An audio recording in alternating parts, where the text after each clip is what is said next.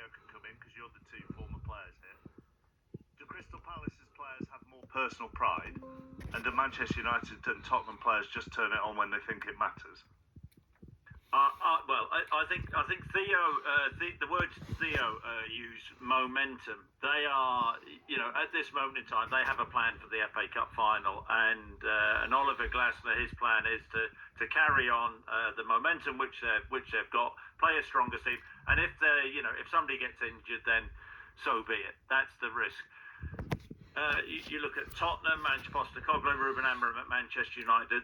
There is so much fear running through, I think, both of those managers in terms of if anything happens to key players. Van der Ven, Romero wrapped up in cotton wool. But Tottenham don't have momentum. Manchester United don't have momentum. This could be one of the worst Europa League finals ever in terms of two teams going into it who have both been utterly useless. You think about that, but it's so big. I honestly, there's been many Champions League finals, and you can put me away here. But in terms of this game for two enormous clubs, enormous Premier League clubs, the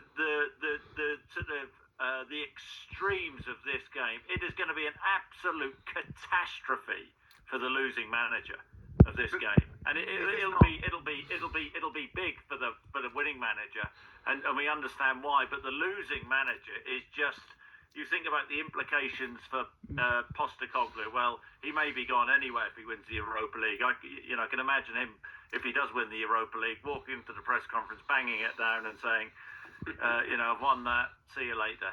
And with Ruben Amorim, where does he go? Do they trust him over the summer? What's going to happen at the start of next season if they lose a few games? Especially what he said at the weekend. He was sort of hinting with if things didn't go well at the start, he'd be out. So it is so massive. So I think both teams, both clubs at this moment in time, and both managers. Ange Postecoglou spoke about at the weekend that the players can't cope with what's in front of us. I'm not so sure the managers are doing too well with that as well. But I'm baffled, I've got to admit, because I don't believe that either Postecoglou or Amorim are happy not to have that momentum. They will know. They're not stupid.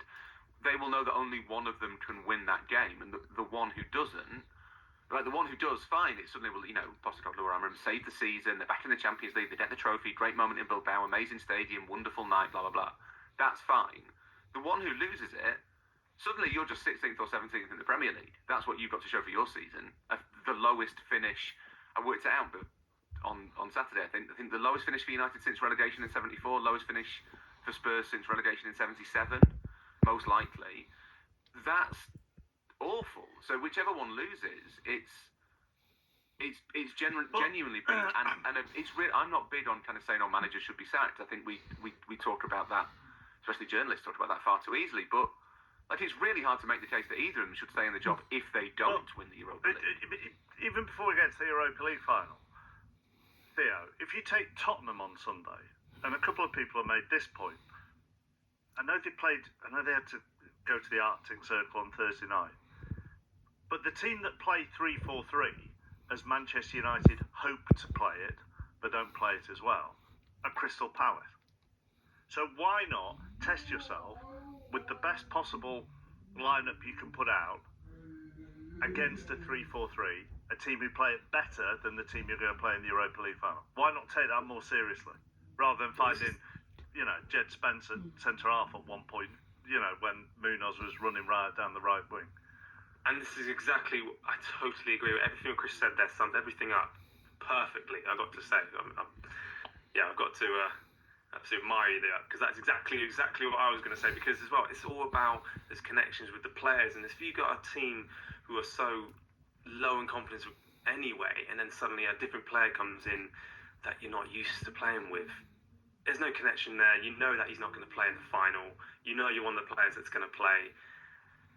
They're going through the motions. They don't quite understand where he's going to be on the pitch at a certain time, and as players, then they will look after themselves and think, well, I'm not going to get anything out of this because he's not going to play. But and it is actually getting laughable. I have Tottenham sitting in the Champions League at the start of the season for whatever reason that I'm I'm quite happy where they are, to be honest. But still, it just felt for me that they had a very interesting team. I felt should be doing a lot better with all those players. You said it's not going to be the starting lineup for the final, but why not play the starting lineup?